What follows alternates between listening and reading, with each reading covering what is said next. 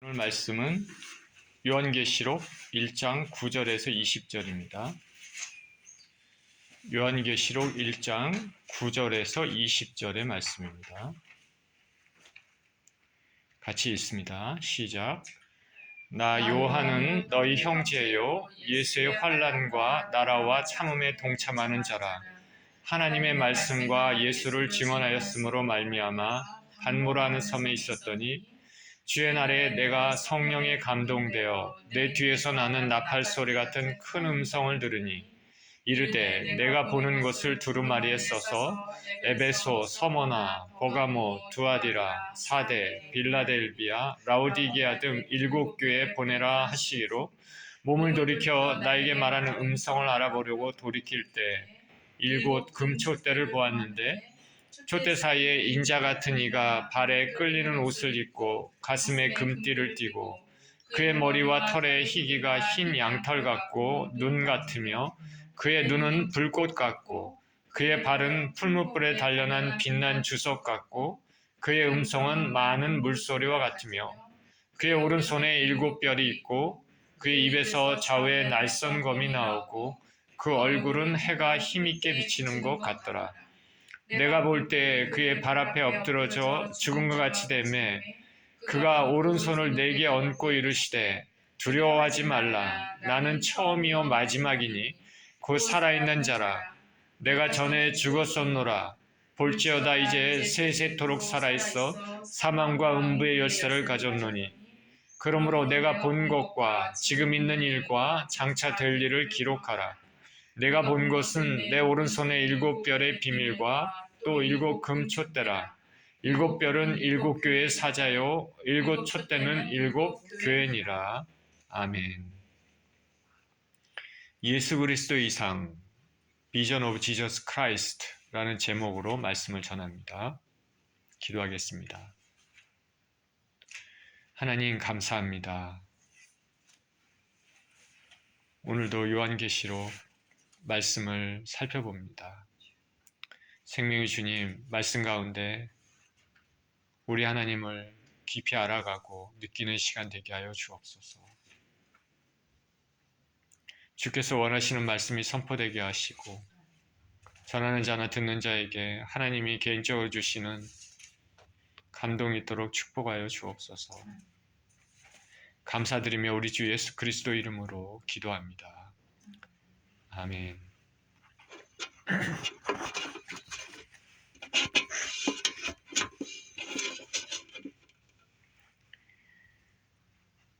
로마 시대에 기독교를 박해를 극심했다는 거 우리가 잘 알고 있는데, 거기에 이제 기록 중에 비두니아 총독으로 있는 플린이라는 사람이 로마 황제 트라이안에게 보낸 편지가 있습니다. 그 편지에 당시에 예수 그리스도를 믿는 기독교인들의 상황이 어떠했는지에 대하여 잠시 조금 알 수 있습니다. 제가 그 편지를 여러분에게 살짝 읽어드리겠는데 해석을 한 거기 때문에 약간 우리말이 어색해도 이해해 주시길 바랍니다. 이 편지는 주후 111년 비두니아 총독으로 있었던 플리니가 황제 트라이안에게 보낸 편지에 있는데, 이 플린이라는 사람은 기독교에 대해서 그리고 기독교인들에 대해서 알지 못하기 때문에 이들을 잡아서 심문했습니다. 편지에 이렇게 쓰여 있습니다. 나는 이들이 어떤 사람들인지 알기 위해 심문을 했습니다. 먼저 그들이 기독교인인지 물었습니다. 만약에 그렇다고 하면 2번, 3번 확인해서 물었습니다. 그러면서 이번에는 죽음의 처벌이 기다리고 있다고 위협을 가했습니다. 만약 그들이 계속 기독교인이라고 답하면 밖으로 데려가 처형했습니다. 그런데 그들이 부인하면 풀어줘야 한다고 생각했습니다. 왜냐하면 그들에게 우리의 신을 경배하고 자기들의 신이 있다는 거죠. 우리가 로마 시대의 여러 각 지역마다 지역의 신들이 있지 않습니까? 우리의 신을 경배하고 술과 향으로 당신, 황제의 이미지와 우리 신들에게 제사를 드리게 했기 때문입니다. 그러니까 로마 시대 때는 이 당시 얘는 각 지역마다 지역에 대표하는 신들이 있고 그것보다도 그것 이전에 로마 황제를 신격화하는 그런 의식이 있다는 말이죠. 그런 것들을 해야 된다는 거죠. 그런데 그리스도인들은 그런 걸 하지 않았다는 것이죠. 왜냐하면 그들에게 우리의 신을 경배하고 술과 향으로 당신의 이미지와 우리의 신들에게 제사를 드리게 했기 때문입니다. 그리고 그리스도를 저주하라고 했습니다. 왜냐하면 진짜 기독교인들은 이런 일을 절대 하지 않는다고 들었기 때문입니다. 나는 그들이 믿고 있는 진리가 무엇인지 모르지만 그들은 매우 완고하며 고집세서 결코 타협하지 않았습니다. 형벌을 가하지 않을 수 없었습니다. 그들의 죄는 어떤 정해진 날에 해가 뜨기 전에 정규적으로 모여서 마치 신에게 하는 것처럼 그리스도를 경배하는 찬미를 서로 주고받고 한 것입니다. 그리고 그들은 서로 맹세함으로 결속을 다졌습니다. 이들의 맹세는 어떤 범죄를 하고자 하는 그런 게 아니라 단지 도적질을 하지 말자, 성적인 범죄를 하지 말자, 기타 여러 가지들을 하지 않겠다라는 것이었습니다. 그러니 이런 것들은 나로 하여금 더욱 그들의 사상을 알아야 할 필요성을 느끼게 했습니다. 그래서 두 여자 노예를 잡아 신문했는데 그들은 이들을 집사라고 불렀습니다. 이들을 고문하고 신문하면서 알아낸 것은 자기가 볼 때 저급한 예배 행위가 시간을 낭비하기까지 불필요하게 긴 시간 동안 행해지고 있었다는 것입니다. 당시 예수 믿는 사람들, 진정한 그리스도인들이죠. 어떤 생활을 했다는 것을 우리가 조금이나마 알 수가 있습니다. 정해진 날에 정기적으로 모여서 우리 주 예수 그리스도를 찬미하고 우리 죄를 짓지 말자, 성적인 범죄를 짓지 말자, 도둑질을 하지 말자, 이런 것들을 그리고 여러 가지들을 서로 다짐하고 우리 주 예수 그리스도를 찬미하는 그 찬미, 그 경배하는 것이 아주 오랫동안 길게, 여기 보면 불필요하게라는 말이 있을 정도로 그렇게 오랫동안 행해지고 있었다. 그리고 우리 주 예수 그리스도 외에는 절대로 다른 신들 그리고 로마 황제를 경배하지 않는다. 두 여자 노예가 있는데 여자 집사들이다, 이렇게 얘기를 했죠. 이 편지가 주후 111년에 쓰여졌기 때문에 요한계시록이 주후 90년 중반에 쓰여졌다고 생각한다면 사도시대가 지난 지 얼마 되지 않았을 때입니다. 초대 교부의 시대가 시작되었을 때입니다. 죽음을 각오한 신실한 크리스찬들이 교회를 이루고 있었을 때입니다. 당시 믿음을 지키는 것은 생명을 담보로 하는 것이나 마찬가지입니다. 저나 여러분이나 오늘날 편안한 믿음 생활하는 환경과는 완전히 다른 것이죠. 주의 사도 가운데 가장 오래 살았던 사도 요한은 예수님을 전하다가 잡혔습니다. 로마 당국이 그를 잡고 나서 죽이려고 여러 가지 시도를 했지만 죽이지 못했습니다. 초기 기독교 전승에 의하면 끓는 가마, 기름 가마에도 집어넣었지만 살아나왔다 얘기합니다. 죽이지 못하니까 로마 당국은 그를 반모섬으로 유배 보냈습니다. 사도 요한은 순교는 하지 않았지만 순교 이상으로 예수님의 고난을 지고 하나님 나라를 위해 애썼습니다. 그 나이 많은 사도 요한, 고통의 인내 현장 반모섬에서 지낼 때 우리 주 예수 그리스도께서 그를 찾아오십니다. 그리고 인류 역사의 비밀, 마지막 때 일어날 일들을 알려주십니다. 그는 주의 날에 성령에 감동돼서 7 촛대 사이를 거니시면서 7 뼈를 오른손으로 붙잡고 계시는 예수 그리스도의 이상을 보았습니다. 오늘 본문을 통해 주님이 우리에게 주시는 메시지가 무엇인지 살펴보겠습니다. 9절에 나 요한은 너희 형제요 예수의 환난과 나라와 참음에 동참하는 자라. 하나님의 말씀과 예수를 증언하였으므로 말미암아 반모라는 섬에 있었더니 주의 날에 내가 성령에 감동되어 내 뒤에서 나는 나팔 소리 같은 큰 음성을 들으니. 요한이 하나님의 계시를 받는 장면이 나오죠. 그는 반모라는 섬에 유배되었는데 주의 날에 성령의 감동을 받았습니다. 이 반모라는 섬은 소아시아 지역의 해안가에서 조금 떨어진 에게에 위치한 섬입니다. 지금의 터키, 튀르키예에서 가까운 곳이죠. 그의 역사에 하면 로마의 도미티안 황제 때 에베소에서 예수 그리스도를 전하다가 체포돼서 이곳에 유배됐다고 전해집니다. 요한도 오늘 본문에서 자신이 하나님의 말씀과 예수를 증언하였기 때문에 이곳에 잡혀오게 되었다 말합니다. 당시에 예수 그리스도를 믿는 것이 박해를 받을 수밖에 없는 상황이라는 것을 말해줍니다. 로마 황제가 신이라고 주장하는 그런 환경에서 로마 식민지에 있는 사람들은 황제 숭배를 하는 그 의식에 참여해야 된다는, 그걸 하지 않으면은 형벌이 가해질 수 있는 그런 상황에서 오직 우리 주 예수 그리스도를 고백하는 것은 생명을 담보로 하는 일입니다.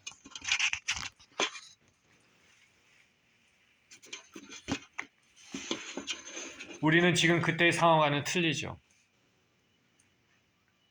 그러나 오늘날 우리 하나님의 자녀들은 세상 사람들이 돈과 명예, 권력, 세상적인 성공, 안락, 이것을 세상의 척도로, 성공의 척도로 삼고 있을 때 진정한 성공은 예수 그리스도 안에 있는 것입니다라고 말할 수 있어야 됩니다. 진정한 성공은 예수 그리스도 안에 있습니다. 이것을 믿습니까? 저는 믿습니다. 자유가 보장된 미국과 한국에 살면서 이러한 가치관이 생명을 담보로 하지는 않지만은 우리는 우리 자신을 부인하고 예수님을 쫓는 좁은 길을 가는 신실함이 있어야겠습니다. 요한은 자신을 사도로 표현하지 않고 너희 형제 이렇게 표현합니다.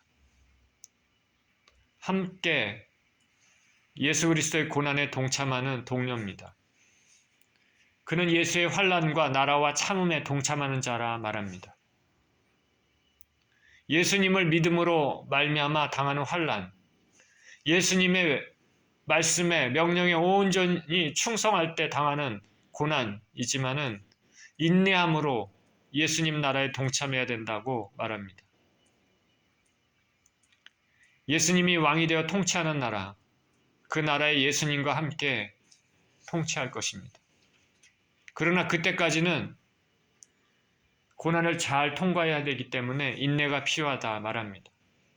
참음에 동참하는 자라. 인내는 달콤한 단어는 아니지만 예수 그리스도를 믿는 신앙에는 필수적인 요소입니다. 그리스도의 고난을 지고 그렇게 가는 인내와 승리할 때까지 견디는 인내입니다. 요한은 다른 동료 그리스도인들과 같이 이 하나님의 나라를 유업으로 받기까지 축복을 간절히 소망하는 가운데, 기다리는 가운데, 환난 가운데서 인내하고 있습니다.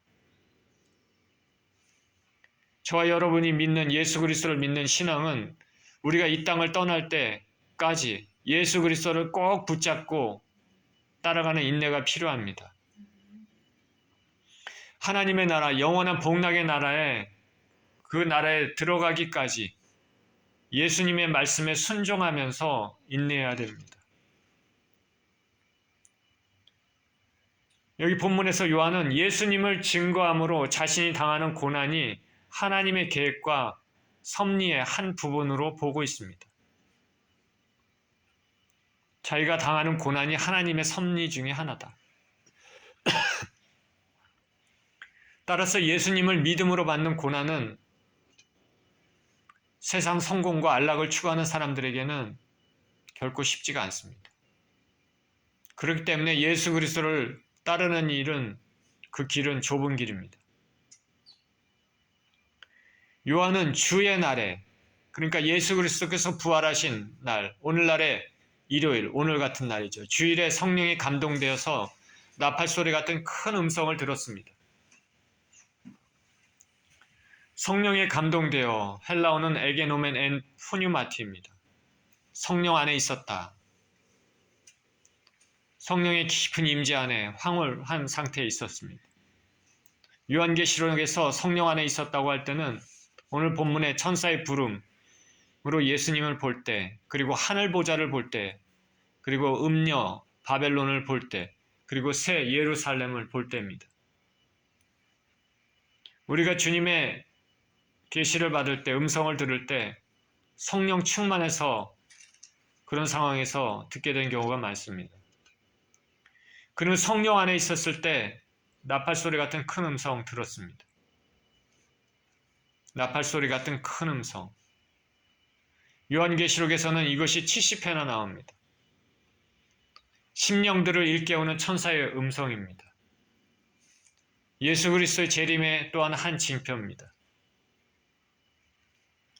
만약 예수 그리스도께서 지금 오신다면 저와 여러분은 이 나팔소리를 들어야 됩니다. 저와 여러분들을 영접하시는 하나님의 나팔소리.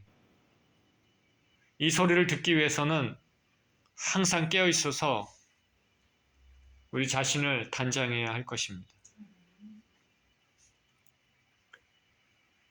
사도 요한은 예수 그리스도를 전하다가 반모섬에 갇혔는데 그 고통과 고난의 현장, 유배지에서 성령이 감동돼서 영광스러운 예수 그리스도의 이상을 보았습니다.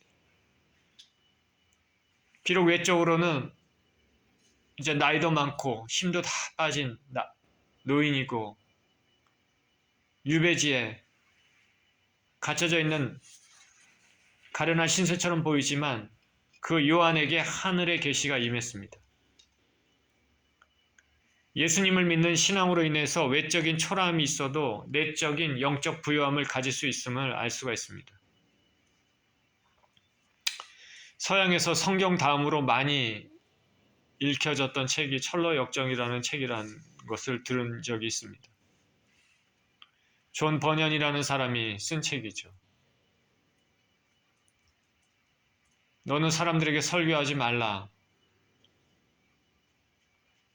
그런 하나님 말씀을 전해야 되기 때문에 설교했습니다. 그래서 걸려서 그것 때문에 금지한 것을 어겼다고 감옥에 가셨습니다.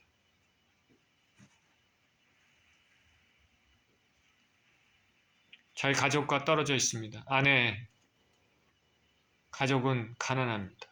자신은 감옥에 갇혀 있는 상황입니다. 참 어떻게 보면 공고하고 가련한 상황입니다. 그럴 때 하나님의 영감이 임했습니다. 그 영감을 받고 철로역정을 기록을 했죠. 요한은 유배지에 있지만 믿음의 소망은 꺾이지 않았습니다. 오히려 환난받고 있는 자신의 동료들, 믿음의 자녀들에게 위로와 소망을 전합니다. 사도 바울도 고린도후서에서 비슷한 말을 합니다. 고린도후서 1장 3절에서 5절에 사도 바울은 이렇게 얘기합니다.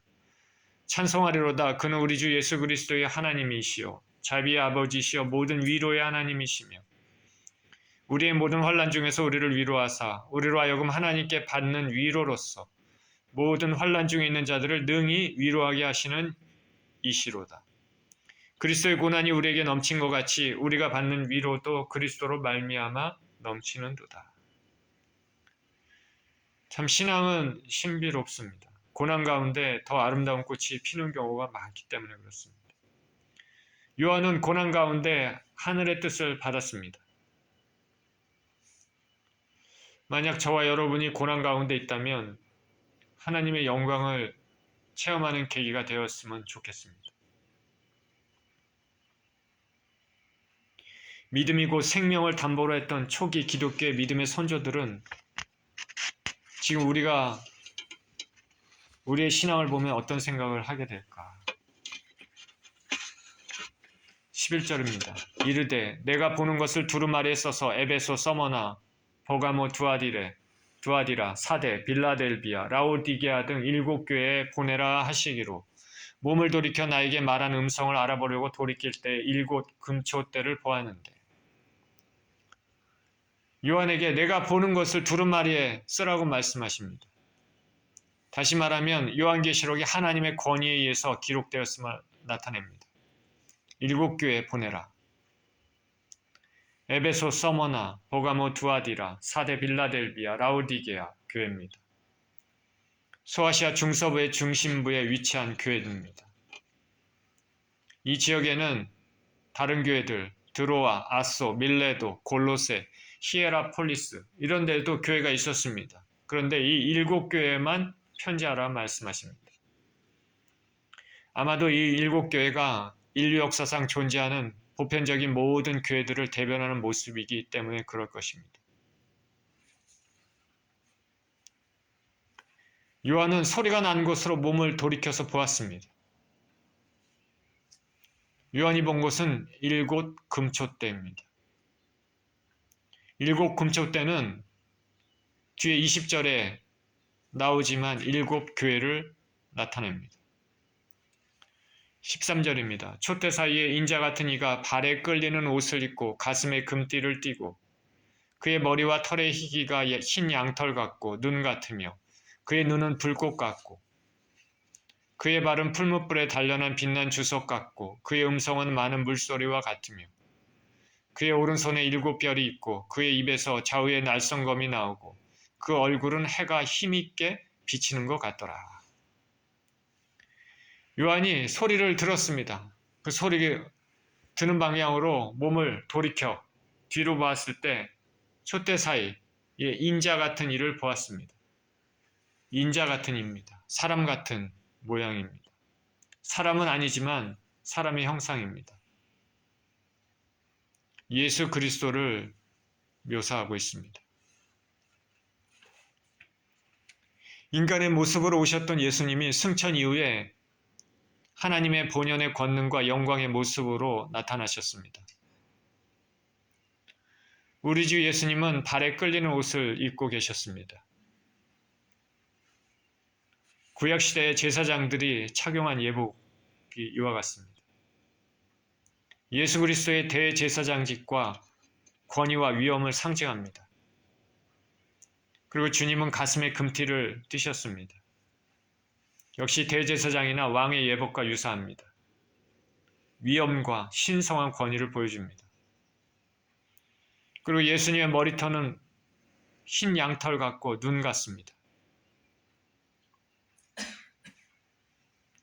우리가 다니엘서에 하나님 아버지를 이렇게 묘사하고 있지 않습니까? 다니엘서 7장 9절에 내가 보니 왕자가 놓였고 옛적부터 항상 계신 이가 좌정하셨는데 이건 아버지 하나님입니다. 그의 옷은 희기가 눈 같고 그의 머리털은 깨끗한 양의 털 같고 그의 보좌는 불꽃이요 그의 바퀴는 타오르는 불이며. 머리털이 희다라는 것은 시간의 영원한 것을 의미합니다. 시간의 영원성. 그리고 깨끗하고 흠없는 순결을 의미합니다. 하나님만이 가지고 계시는 신성입니다. 예수 그리스도의 모습이 이랬습니다. 그리고 예수 그리스도의 눈은 불꽃 같습니다. 불꽃. 모든 악을 꿰뚫어 보시는 날카로운 공의의 눈을 상징하고 또 승리로 이 땅에 재림하실 예수님의 심판을 보여줍니다. 예수님의 이 눈은 이 세상에 존재하는 모든 영혼들이 행하는 모든 일들, 그리고 마음속의 생각과 동기, 모든 것을 보실 수 있는 눈입니다. 예수 그리스도의 불꽃 같은 눈은 만물이 그의 눈앞에 벌거벗은 듯이 드러날 것입니다. 우리는 우리를 주목하시는 주님의 눈을 생각하며 모든 일에 조심해야 되겠습니다. 지금은 소천하셨지만 제가 아는 어떤 목사님은 천국 간증을 하면서 자신이 일제시대 때 일본 순사의 구두를 훔쳐 신었던 일, 어린 시절에 너무나 오래된 일이라 까마득하게 잊어버렸던 그 일도 주님은 기억하고 계셨다고 말했습니다.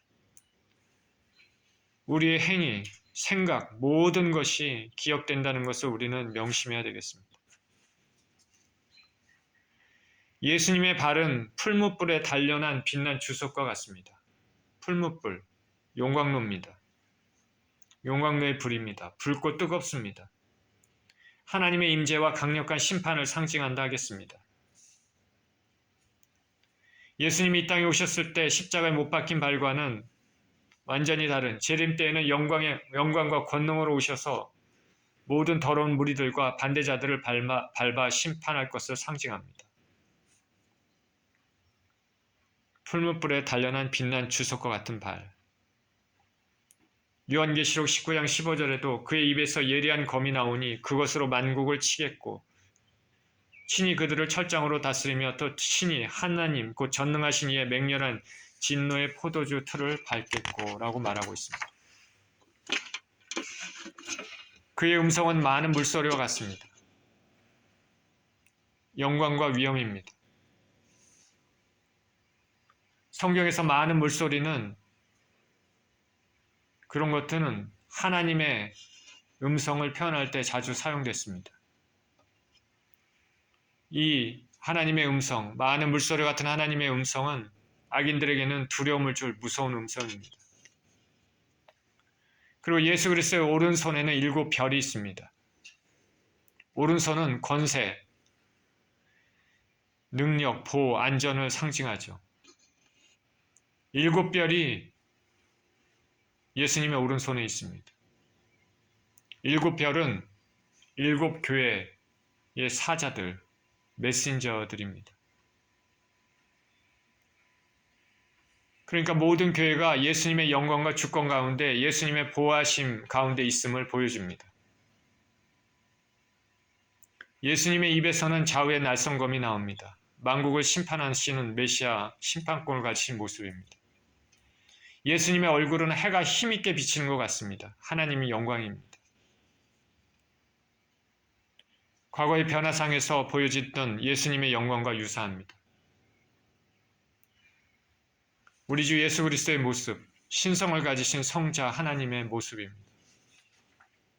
이 땅에 오셨을 때 인간 같은 연약하고 초라한 모습과는 완전히 다른 심판주로서 재림하실 영광스러운 모습입니다. 예수님의 이 모습은 진정으로 교회가 두려워야 될 분이 누구신지 말하고 있습니다. 이 당시에는 로마 제국이 아니라 그들을 심판하신 하나님이십니다. 현재 살고 있는 우리가 세상에서 혹 당하는 부당함, 억울함, 어려움, 때로는 두려운 환경 가운데 있어도 이 모든 것을 지켜보고 계시는 그리고 자신의 백성들을 보호하고 계시는 예수님이 계시다는 것을 생각하면서 우리는 죄를 멀리하고 고난에 대한 도우심을 구하며 의지하며 그렇게 승리하는 인생을 살아야 되겠습니다.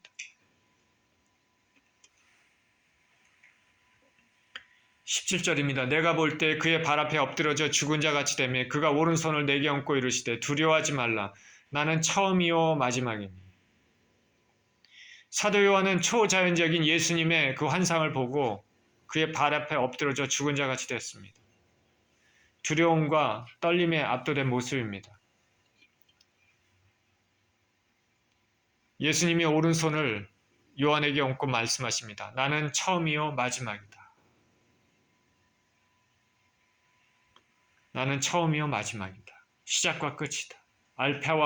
알파와 오메가라는 표현과 동일합니다. 다시 말해서 전능하신 하나님이십니다. 모든 것을 섭리하시는 분이십니다. 처음이요 마지막이다 할 때 이전 8절에서는 성부 하나님의 칭호로 사용됐는데 여기서는 성자 하나님의 칭호로 사용됐습니다. 아버지 하나님도 알파와 오메가, 시작과 끝, 아들 되신 예수 그리스도도 알파와 오메가, 시작과 끝입니다. 동일한 신성을 가지신 분입니다. 구약에서 성부 하나님이 시작과 끝을 얘기를 할 때, 처음과 마지막 얘기할 때는 당신의 백성들을 위로하실 때입니다. 바벨론 포로 생활 가운데서 궁고한 가운데서도 당신의 백성, 택하신 백성들을 보호하시며 회복시키실 모든 것을 주관하시고 섭리하시는 능력의 하나님을 말씀하실 때 처음이요 마지막이다 말합니다. 이사야서 44장 6절에 이스라엘의 왕인 여호와 이스라엘의 구원자인 만군의 여호와가 이같이 말하노라. 나는 처음이요 나는 마지막이라. 나 외에 다른 신이 없느니라. 48장 12절에도 야곱아 내가 부른 이스라엘아 내게 들으라. 나는 그니 나는 처음이요 또 나는 마지막이라. 이 아버지 하나님의 칭호가 예수 그리스도의 칭호로 사용됐습니다. 아버지 하나님과 아들 되신 예수 그리스도는 동등한 신성을 가지신 분입니다. 어떤 사람이 성경의 말씀을 읽다가 예수님을 하나님으로 믿지 않는다면 그것은 완전히 잘못된 것, 완전히 성경을 모르는 것이죠. 예수님은 요한에게 손을 얹고 이 말씀을 하심으로 위로하십니다. 지상에 있었을 때 12제자들과 동행하며 그들을 위로하시고 보호하셨던 예수님의 손길입니다. 이 손은 처음과 마지막을 정하시는 하나님은 당신의 백성들을 지키실 능력을 가지신 분이라는 것을 말합니다. 18절에 곧 살아있는 자라 내가 전에 죽었었노라 볼지어다 이제 세세토록 살아있어 사망과 은부의 열쇠를 가졌노니. 살아있는 자라는 말은 앞에 처음과 나중이라는 칭호를 보충하는 말입니다. 영원성을 나타냅니다. 내가 전에 죽었었노라. 예수님은 이전에 인간의 몸으로 오셔서 십자가에 죽으셨습니다. 그러나 이것은 하나님의 아들로서의 생명을 제한시킨 것이 아니라 오히려 믿는 자들에게 영생을 주기 위한 순종의 사건입니다. 예수 그리스도는 이제 세세토록 영원히 살아계셔서 사망과 음부의 열쇠를 가지고 계시는 분입니다. 사망과 음부. 그래서 음부의 헬라어 하두는 히브리어 스오를 번역한 것인데 구약 성경에서 이 스오르라는 것은 육신의 죽음 상태와 무덤 혹은 죽은 영혼들이 가는 곳을 가리켰습니다. 신약에서는 죽은 자들이 있는 곳 혹은 죽어서 악인들이 거하는 곳을 의미합니다. 사망과 음부는 기본적으로 동일한 의미를 가지고 있습니다. 사망은 어떤 상태에 초점을 두고 음부는 죽은 장소에 초점을 둔 말입니다. 예수 그리스도께서는 사망과 음부의 열쇠를 가지셨습니다. 예수님께서는 누가 살고 누가 죽고 언제 죽는지 모든 결정권을 가지고 계십니다.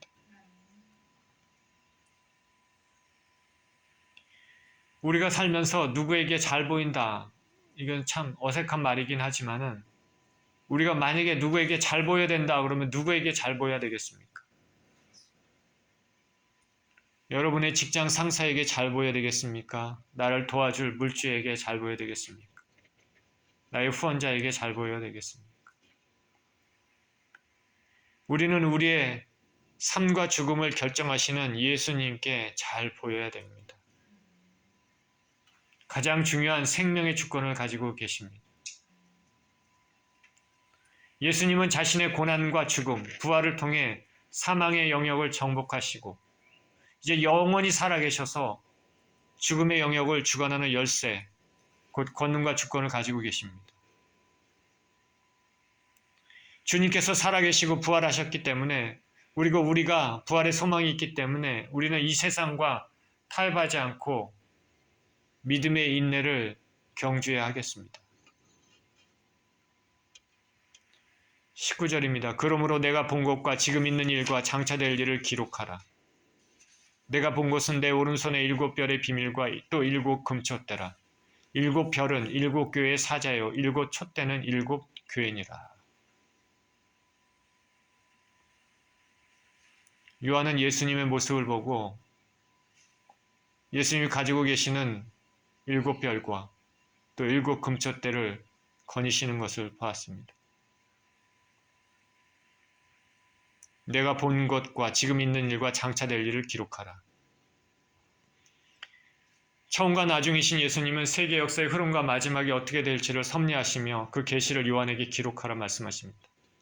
내가 본 것은 지금 인자 같은 일을 말하는 예수님의 모습이고, 지금 있는 일은 이제 2장 3장에 있는 소아시아 7교회 현재 그 상태를 말하는 것이, 장차될 일은 4장부터 22장까지의 내용인데 미래의 세계 종말까지 있을 사건들을 의미합니다. 이것을 기록하라.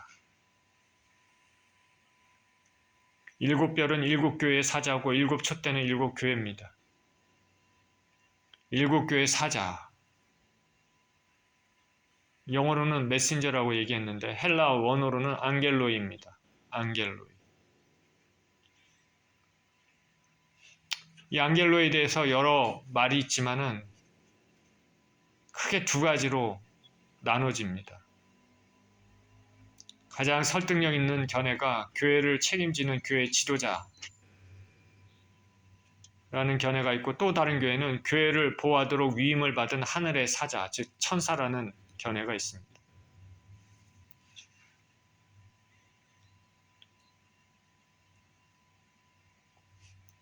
다시 말하면 각 교회 책임 목사들이나 아니면 실제 각 교회를 보호하도록 위임을 받고 지키고 있는 천사들을 말합니다. 자, 오늘 본문에서 예수 그리스도께서 주시는 메시지가 뭡니까? 예수님을 믿는 믿음으로 인해 로마로부터 박해를 받아 유배지에 있는 요한과 역시 예수를 믿음으로 박해 가운데 있는 소아시아 교회들에게 주님께서는 세계의 시작과 끝을 주관하시고 모든 삶을 주관하시는 전능하신 분이라 말씀하고 계십니다. 고난과 생명의 위협 가운데서도 주님은 모든 것의 주권을 가지고 계시고 모든 것을 통치하시는 전능하신 분이라는 것을 일깨워줍니다. 지금 저와 여러분의 삶의 모든 것을 지켜보고 계시고 통치하시는 분은 주님이십니다. 주께서는 요한계시록을 통해서 당시 신자들에게 믿음을 끝까지 지키고 우리 주 예수 그리스도의 권능을 의지하며 승리하는 삶을 살라고 말씀하고 있습니다. 지금 2023년을 사는 저와 여러분들에게는 이 세상의 악한 세상의 가치관들과 부당함들과 세상 사람들이 말하는 이것이 성공이고 우리는 이렇게 살아야 된다는 모든 것에 대하여 예수님께서는 우리에게 주신 말씀을 통해서 우리가 진정한 성공과 축복의 길이 무엇인지를 말씀하시고 그 길을 따라 살라고 말씀하시는 것입니다. 우리는 로마 시대 때처럼 생명의 유혹은 받지는 않지만 어떻게 보면 더 달콤한 많은 유혹들이 있습니다.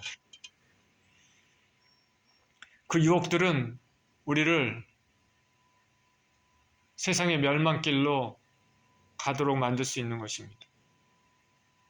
그러나 우리는 항상 생각해야 되겠습니다. 우리 모든 것을 지켜보고 계시며 이 세상의 영적 선쟁에서 이미 승리하신 예수 그리스도, 그 예수 그리스도를 붙잡고 살아가도록 우리에게 격려하시는 것입니다. 저와 여러분은 어떠한 일이 있어도 믿음을 저버리고 세상을 쫓아가서는 안 되겠습니다. 이 땅을 떠날 때까지 반드시 예수님 붙잡고 승리하시는 저와 여러분 모두 되시기를 예수 그리스도 이름으로 축원드립니다. 기도하겠습니다. 하나님 아버지, 생명의 위협 가운데서도 이 세상의 시작과 끝을 주관하시는 분이 예수 그리스도이심을 오늘 본문에서 나타내셨습니다. 우리가 세상 가치관에 아버지 팽배해 있는 이 세계에서, 이 삶에서도 오직 우리가 살 수 있는 생명의 길은 예수 그리스도를 붙잡고 사는 길이라고 말씀하시는 것과 같습니다. 하나님 우리 아버지, 이 땅을 떠날 때까지 말씀에 순종하며 인내하며 우리 주님을 따라가며 그렇게 살아서 꼭 승리하는 영원한 당신의 나라에 들어가는 우리 모두 될 수 있도록 축복하여 주시옵소서. 감사드리며 우리 주 예수 그리스도 이름으로 기도합니다. 아멘.